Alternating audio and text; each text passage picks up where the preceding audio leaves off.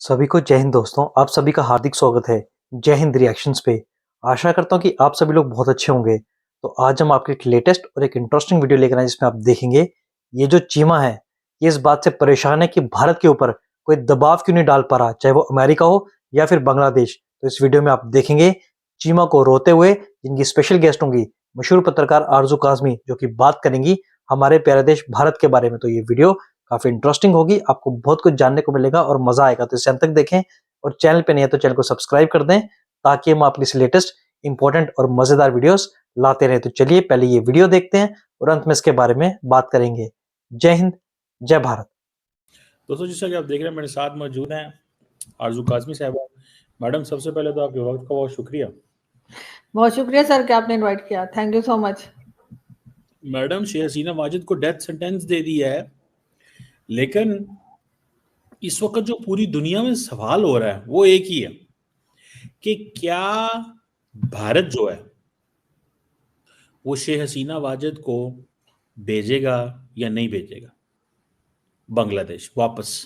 ये एक million dollar question है जो कि जिसके ऊपर बात की जा रही है और जिसको समझा जा रहा है ये सबसे इम्पोर्टेंट सवाल है। आप कैसे देखती हैं इस डेथ सेंटेंस को कि उन्होंने 1400 बंदे मारे और 50 साल से वो रूल कर रही थी, कभी वो जमात इस्लामी के लोगों को कर रही थी, स्पेशल उन्होंने ट्रिब्यूनल बनाया हुआ था। What do you make of that?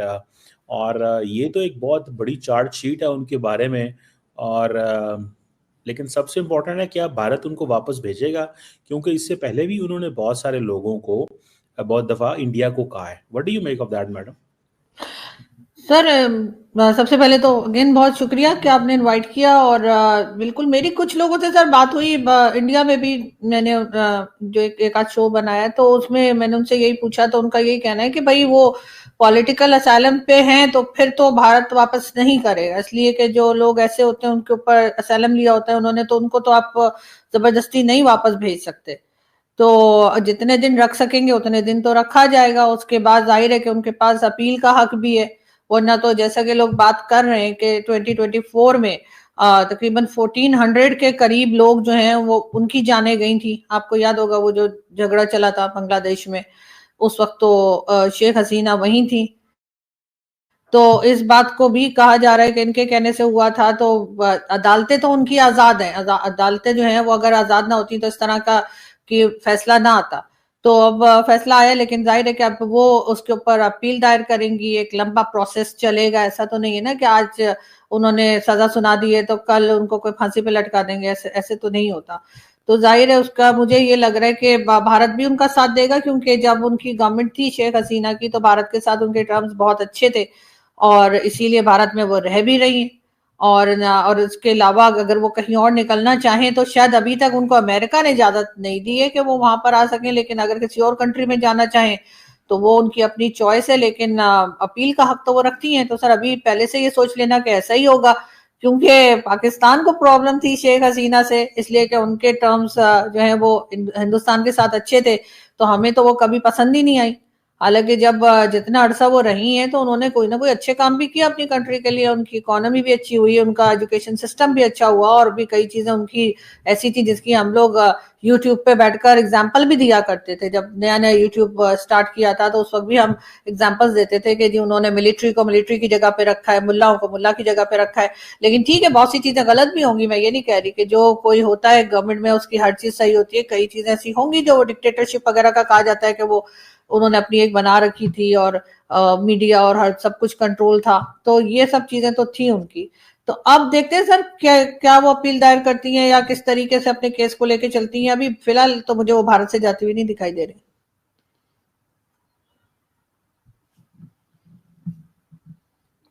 आपकी आवाज नहीं आ रही। The most important thing is madam कि क्या इंडिया को जो कोर्ट्स है बांग्लादेश की, अब वो तो कह रही हैं कि भाई हमारे बंदा वापस भेजो, फॉरेन ऑफिस भी कह रहा है। तो जब इंडिया के ताल्लुकात शेख हसीना वाजिद से तो नहीं है, उनके ताल्लुकात तो वहाँ की स्टेट से होते, ताल्लुकात इंडिविजुअल से तो नहीं होते, इंडिविजुअल तो चला गया है। ये आप समझती हैं कि अगर मोदी साहब हसीना वाजिद को वापस भेजते हैं तो वो ट्रस्ट खत्म हो जाएगा कि यार ये तो हमारा, ये कैसे दोस्त हैं कि जिन्होंने मुश्किल वक्त में हमारी रखा ही नहीं है हमें। और अगर नहीं भेजते तो इंडिया के ऊपर क्वेश्चन मार्क लग जाएगा, तो what do you make of that? नहीं सर, मुझे नहीं लगता कि अगर नहीं भेजते तो इंडिया के ऊपर क्वेश्चन मार्क लग जाएगा, इसलिए कि वो तो इंडिया की तरफ से मेरा ख्याल अभी तक कोई स्टेटमेंट भी आ चुकी है और जो कि हर जगह शेयर की जा रही है और वो एक कानून के मुताबिक ही चलेंगे। अब चाहे वो शेख हसीना हो या कोई भी हो, अगर वो भारत में उन्होंने पनाह ले रखी है और अगर कानून के हिसाब से उन्हें वापस करना होगा तो मुझे नहीं लगता कि भारत इस चीज में जो है वो रोकेगा या नहीं भेजेगा। इसलिए कि जाहिर है सारी दुनिया देख रही है, एक इंटरनेशनल लॉ के हिसाब से अगर उनको भेजना पड़ा तो बिल्कुल जाएंगे। और मेरे ख्याल है शेख हसीना भी जो है वो, जैसा मैंने कहा कि अपने अपील वगैरह के बाद और अपने केस को स्टडी करने के बाद या जो उनके लोग हैं जैसा वो एडवाइस करेंगे वो वैसा ही करेंगी। तो वो तो पहले भी एक दो बार कह चुकी हैं कि इलेक्शन से पहले वो वापस जाना चाहती हैं। तो हो सकता है कि उनके जो लोग हों या उनके साथ जो टीम है वो किसी तरह का इस केस को लेकर ऐसा आगे जाए, इसलिए कि सर अभी सजा सिर्फ सुनाई गई है लेकिन यहाँ पर तो चीजें बदल भी जाती हैं और सजाएं जो हैं वो भी बदली जा सकती हैं। तो वो तो डिपेंड करता है कि वो अपने केस को उनका लॉयर या उनकी लॉ टीम जो है वो कैसे लेकर चलती है। मुझे नहीं लगता कि इसमें कहीं से भी भारत को कोई तरह की प्रॉब्लम फेस करनी पड़ेगी, क्योंकि अगर हर तरफ से यही अगर रिजल्ट आया कि नहीं उनको भेजना ही है तो मेरे ख्याल है फिर वो खुद भी चली जाएंगी, वो क्यों भारत को ऐसी मुश्किल में डालेंगी। चीमा, तेरा मेन सवाल ये था कि क्या भारत शेख हसीना को बांग्लादेश को लौटाएगा या नहीं। तो मैं तुझे इसका सीधा जवाब देता हूं कि नहीं, क्योंकि भारत दोस्ती निभाना भी जानता है और दुश्मनी निभाना भी जानता है। और शेख हसीना जब वो बांग्लादेश की प्रधानमंत्री थी तब हमेशा बांग्लादेश और भारत के रिश्ते अच्छे रहे और शेख हसीना को प्रधानमंत्री मोदी अपनी बहन भी मानते हैं। तो कभी भी भारत शेख हसीना को बांग्लादेश जैसे बेकार देश को वापस नहीं देगा। आपकी बात तो सही है मैडम कि वो भारत को क्यों मुश्किल में डालेंगी, लेकिन एक और चीज़ भी है ना, बहुत सारे लोगों का ये कहना है, मैं जो चीज़ मैं समझ रहा था या देख रहा था, बहुत सारे लोगों का ये कहना है कि इंडिया जो है वो, जब इंडिया को कोई बंदा चाहिए होता है तो इंडिया तो उस पर शोर डाल देता है और कहता है कि भाई इस बंदे को जो है वो वापस भेजो। मिसाल के तौर पर एक बंदा था जिसका नाम तहव्वुर राना था, तो उसकी हवालगी इंडिया ने अमेरिका से उसको ले लिया। अगर तहव्वुर राना को इंडिया ने अमेरिका से ले लिया और इंडिया ने कहा जी इस बंदे को भेजेंगे, नीडेड है, ठीक है जी, दैट्स अ क्वेश्चन। फिर आपको याद होगा कि एक बंदा है, उसको अभी इंडिया जो है, आई थिंक विजय माल्या या समथिंग, वो बरतानिया में है। फिर एक बंदा और है जो यूके के बेल्जियम से इंडिया मंगवा रहा है। तो इंडिया ये एक्सपेक्ट करता है कि दूसरी कोर्ट्स इंडिया की सेंसिटिविटीज का ख्याल रखें। तो ये मौका तो बड़ा इंपॉर्टेंट है कि उनको चाहिए कि वो ये इंगेजमेंट करें इंडिया के साथ। और अगर वो नहीं होते तो आपको लगता है कि मामलात इस हद तक भी जा सकते हैं कि डिप्लोमेटिक रिलेशंस नेक्स्ट गवर्नमेंट जब आएगी अगले साल, अगर इलेक्शन हो जाते हैं तो खराब हो जाएंगे। ये क्यों है? क्योंकि इंडिया ने दूसरे मुल्कों को कहता है कि हमारे बंदे वापस भेजो। ये जो चीज है, इसमें अगर इंडिया नहीं भेजता तो डू यू थिंक डिटीरियरेट होंगे रिलेशंस? यहाँ के आप समझती हैं कि इंडिया के पास बहुत लिवरेज है, इकोनॉमिक और बहुत सारी चीजें हैं, इंडिया परवाह नहीं करेगा? नहीं सर, सबसे पहले तो ये कि इंडिया के इस वक्त बांग्लादेश के साथ वैसे भी कोई खास अच्छे रिलेशनशिप नहीं है, कोई खास अच्छी दोस्ती यारी नहीं चल रही है, कुछ ना कुछ टेंशन तो बनी हुई है। बाकी अगर लॉ के हिसाब से जो इंटरनेशनल कोर्ट ऑफ जस्टिस या जो भी कह लीजिए, जहां कहीं भी जो इंटरनेशनल जो कानून होता है उसके हिसाब से अगर उन्हें वापस करने को कहा गया तो मेरा ख्याल है कि वो वापस करेंगे। जो बंदे आप बता रहे हैं कि उन्होंने बुलाए, उन्होंने वहां से विजय माल्या और जो भी लोग हैं जो इंडियंस थे उनको बुलाया हिंदुस्तान ने, तो बिल्कुल पूरा प्रोसेस चला होगा ना। ऐसे ही तो नहीं उन्होंने किसी को कहा होगा भेज दो तो उन्होंने ठीक है भेज देते हैं करके भेज दिया।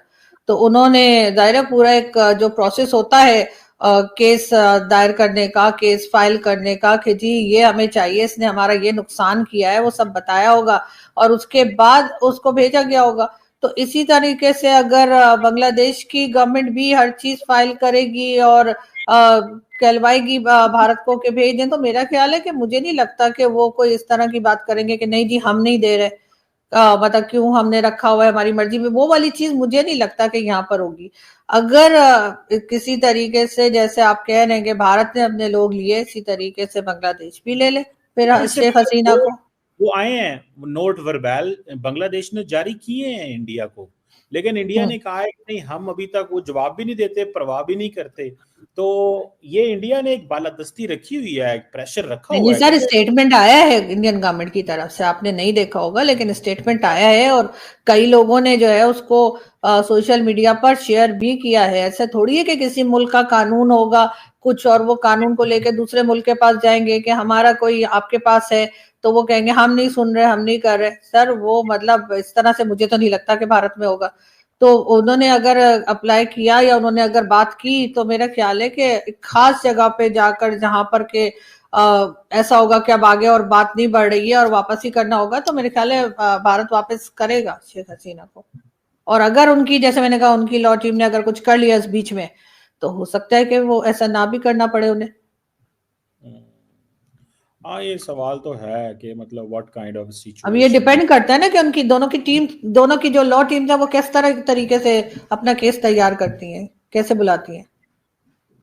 और हाँ, एक ऐसी लेडी जिसकी जान को खतरा हो, या तो उन्होंने ये कहा होता ना कि जी 14 साल की सजा दे दी, इतने साल की सजा दे दी, ऐसा कुछ होता तो और बात है। लेकिन अगर आपको पता है अच्छे से कि उनको जो है मौत की सजा सुनाई गई है और उनको बुलाकर किसी की जान जो है वो जा सकती है, तो बात की बात है ना। ये तो हमारे यहाँ अब भुट्टो साहब को कब सर 70s में फांसी हुई थी और अब हमारी अदालतें कह रही हैं कि जी गलत फैसला हो गया था। आपने पढ़ा होगा सर, आप पढ़े लिखे आदमी, मुझे लगा। तो लगता हाँ है सर, कभी-कभी आप लगता हैं, है। लेकिन मुझे लगता है नहीं सर, मैं एक बात कह रही हूँ। तो सर आपको याद होगा कि कुछ अर्से पहले पाकिस्तान की अदालतों ने कहा कि वो गलत फैसला था जो भुट्टो साहब को फांसी दी गई थी। यानी इतने सालों के बाद जब उनका ऑलमोस्ट काफी खानदान जो है वो भी प्राइम मिनिस्टर रहकर या कुछ ना कुछ करके वो लोग जो है वो आगे चले गए, या कुछ लोगों की डेथ भी हो गई, बेनजीर भुट्टो साहब वगैरह की, अब जाकर कह रहे हैं कि जी वो गलत दे दी थी फांसी। मतलब कोई मजाक हो रहा है ये पाकिस्तान में कि आपने किसी को जो है फांसी लगा दिया और अब उसके बाद आप 50-60 साल के बाद आप कह रहे हैं कि नहीं जी गलती हो गई थी। तो इसी तरीके की कोई गलती कहीं बांग्लादेश वाले ना कर दें, मेरा ख्याल है। इसलिए जो है वो इन चीजों को उनको बहुत बारीकी से देखना चाहिए। सिचुएशन तो डेलिकेट है। देख चीमा, मैं तुझे बता देता हूँ कि इंडिया बांग्लादेश जैसे कंगलादेश और पाकिस्तान जैसे भिखारी की परवाह बिल्कुल नहीं करता। भारत वही करेगा जो भारत के हित में होगा। और कभी कभी मुझे तेरी डिग्री पे बिल्कुल शक होता है और तेरे दिमागी हालात पे काफी तरस आता है। तू कहाँ पे विजय माल्या को और शेख हसीना को कंपैरिजन में ले आया। भारत अगर किसी देश से मांगता है तो वहां से अपने क्रिमिनल्स को वापस मांगता है जिन्होंने भारत में या कोई ना कोई क्राइम किया होता है या कोई फ्रॉड किया होता है। और यहाँ पे बात हो रही है एक प्रधानमंत्री की। कम से कम कंपैरिजन करने से पहले थोड़ा पढ़ लिख तो लिया कर चीमा। दोस्तों, आशा करता हूँ कि वीडियो को आपने अंत तक देखा होगा और जिस तरीके से आरजू काज़मी ने चीमा को जवाब दिए और पाकिस्तान और बांग्लादेश को एक्सपोज किया, वो देख के आपको काफी मजा आएगा। तो वीडियो अगर आपको अच्छी लगी है इसे लाइक और शेयर जरूर कर दें और अपने विचार हमें कमेंट सेक्शन में लिखकर जरूर बताएं। और एक बार फिर चैनल पे नहीं है तो चैनल को सब्सक्राइब कर दें। जय हिंद, जय भारत।